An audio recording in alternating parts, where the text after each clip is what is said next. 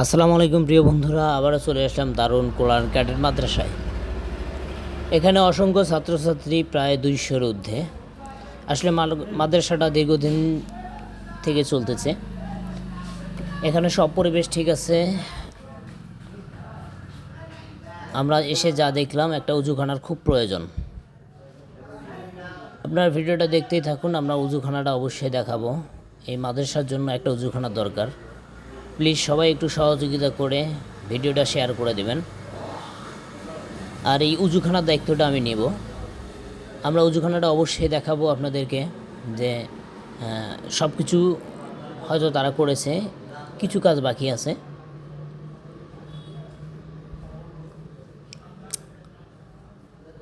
এদের সাথে বসে অনেক ভালো লাগলো।